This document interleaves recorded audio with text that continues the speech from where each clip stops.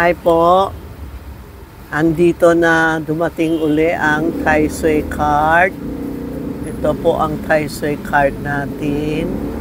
Ang Tai Sui card for 2024, no?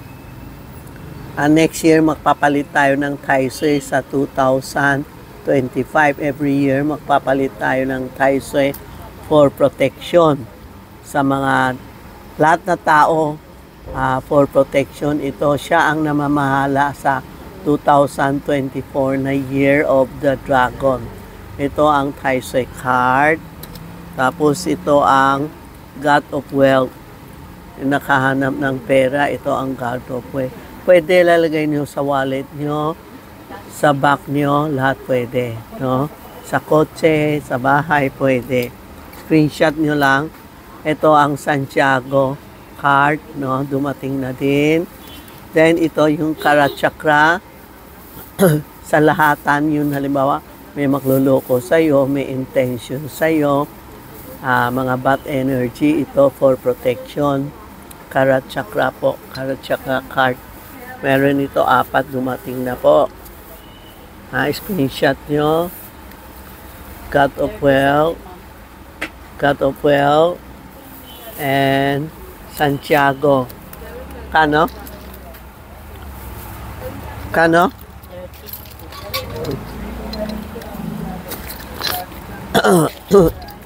Sorry po may ubosipon ako last 2 days, 3 days. Kaya hindi ako na TikTok o YouTube. Medyo magaling na ako. Ito po ang dumating for 2024. Ito ang holo.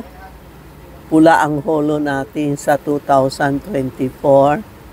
Ito yung holo for protection, for health, for protection. Ito ang keychain na dumating.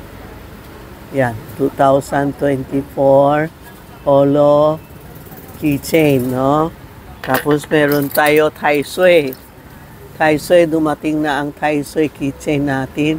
Itong year tingnan nyo, ito ang sa Dragon Year Baka binigay sa'yo, last year, meron ako last year din.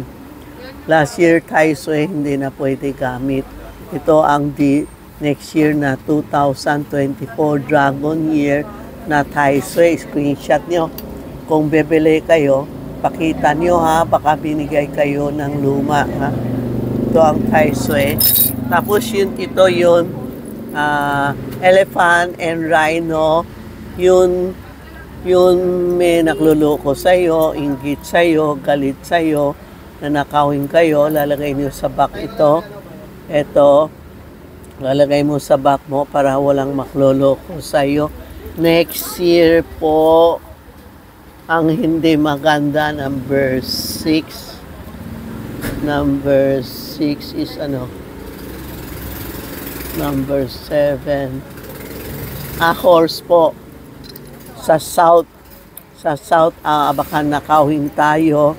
Sa south po, number 7, ang robbery laws sa south po ito.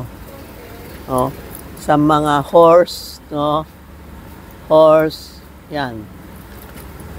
Yan, dragon, horse. Yan ang gagamit natin, everybody, okay lang.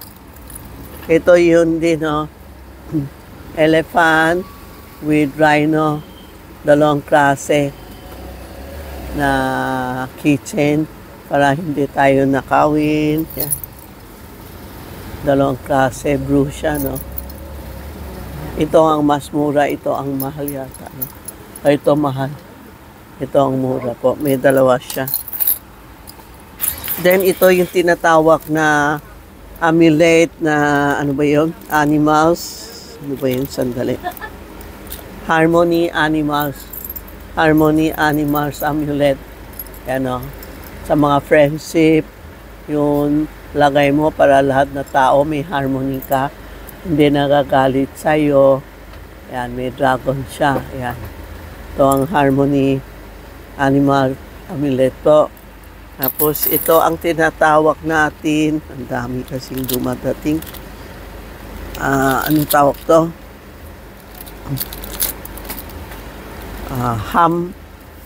Hamsam hand life.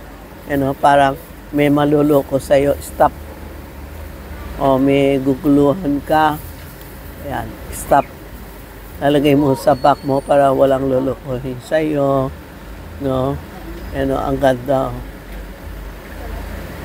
Marami pa darating nga, ngayon lang ang dumating ito. Ito ang tinatawag na wind horse for good business. Wind horse, o horse, yan. Ito ang horse na, yan, wind horse for more money to come, for promotion. Ito po. Yan ang mga bago natin dumating, no?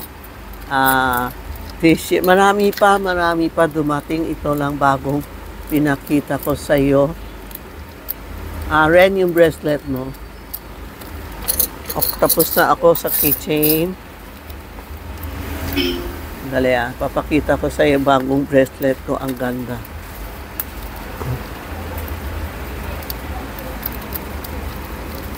Dali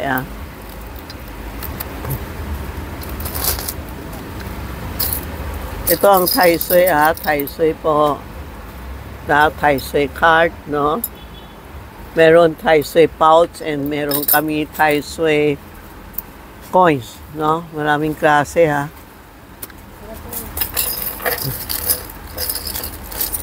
May bago kami, no?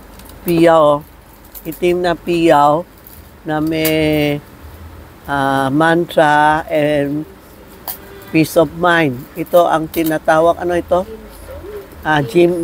Jimson. Jimson is a chemical na ginawa siya para masarap lang matulog. Lalagay mo sa tabi ng kama mo, no? It will attract na para makatulog ka. Ito ang Jimson. Meron Jimson tayo, sorry. Nahulog tuloy.